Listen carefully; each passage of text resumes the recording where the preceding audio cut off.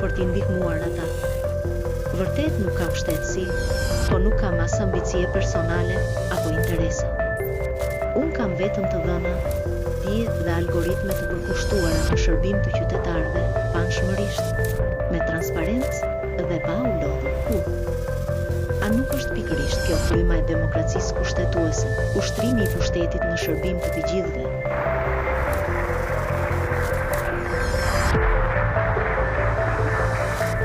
Shqipëria është një vetmi vend në rajon që përdor me shumë sukses inteligjenca artificiale për të përshpejtuar parafrimin e legjislacionit me Bashkimin Evropian.